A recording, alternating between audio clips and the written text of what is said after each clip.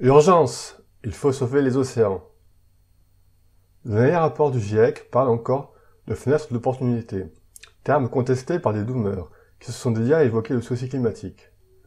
Certains n'ont pas en considérant qu'il n'y aurait pas de solution dans l'absolu ou une révolution du système à faire, une possibilité qu'écrige, une nécessité d'évolution de la civilisation, mais parce qu'ils considèrent que cela provoque un certain attentisme et l'illusion que des solutions pourraient être apportées sur le plan technique, technologique, quand il aurait fallu agir il y a bien longtemps, qu'il ne devrait plus être temps de tergiverser, puis sachant que collectivement, mondialement, pour diverses raisons, il constitue un mode de fonctionnement délétère.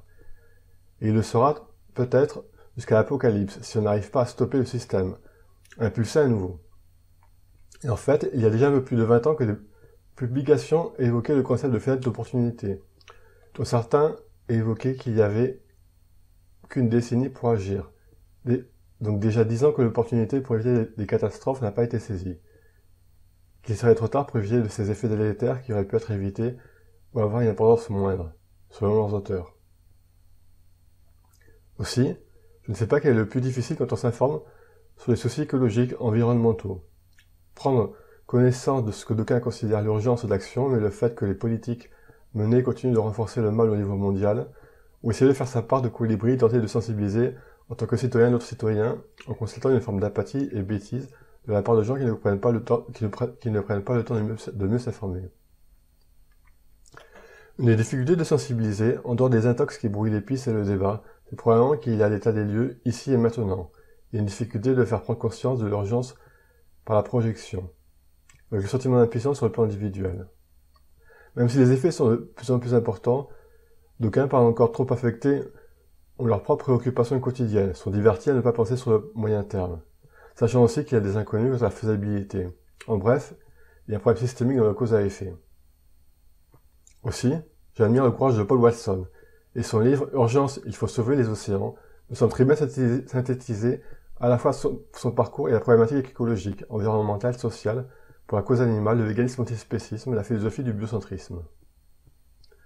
Assez rapide à lire mais complet, et s'il ne développe pas ce que pourrait être une économie vraiment économique, adaptée, il aborde, évoque des pistes de réflexion sur ce qui pourrait être fait, ce qui aurait dû être fait, ce qui devrait être fait. Pour revenir à ce qui est le plus difficile, je dirais qu'en fait c'est lié. Le savoir de l'urgence et le constat de la difficulté de faire bouger les lignes ne font qu'un d'une certaine façon. J'ai d'ailleurs eu du mal à aller au bout du livre. Non pas pour la remise en question que cela peut provoquer à celles et ceux qui se feraient des illusions mais qui seraient prêts à sérieusement se pencher sur la problématique, mais parce qu'il aborde un constat implacable, que malgré une prise de conscience depuis plus d'une décennie, ce n'est toujours pas facile à digérer, en voit au tort de l'humanité, aux atrocités commises, tout en sachant qu'on ne peut faire l'autruche, qu'on ne peut faire autrement que ressasser les soucis tant qu'il n'y a pas l'évolution systémique qui avait pris en considération du souci environnemental à la hauteur. Bref, ceci dit, je ne suis pas entièrement d'accord avec tout ce qu'il a écrit, tellement la réflexion sur la population humaine est une réflexion qui, je pense, se discute, du fait de certaines potentialités et risques cataclysmiques dont on ne peut être certain. Mais en tout cas, je pense qu'il a raison sur le constat de souci, de l'urgence et les pistes de solutions. Et je recommande la lecture de son livre à qui veut comprendre les soucis écologiques et l'urgence et les recommandations.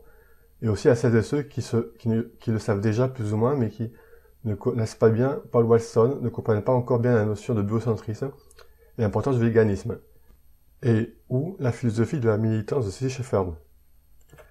Et ceci dit, il y a quelques années, j'étais optimiste quant à la possibilité d'un changement systémique, des effets liés à un changement systémique.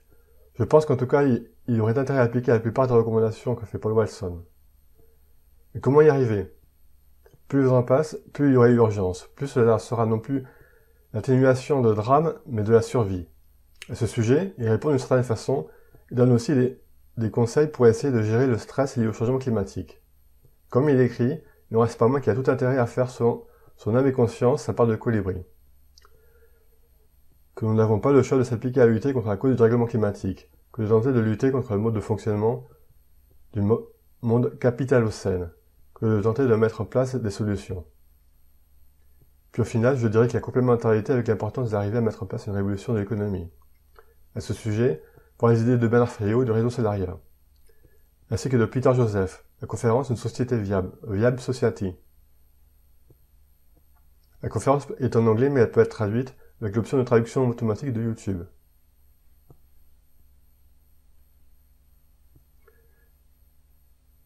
Merci de votre attention.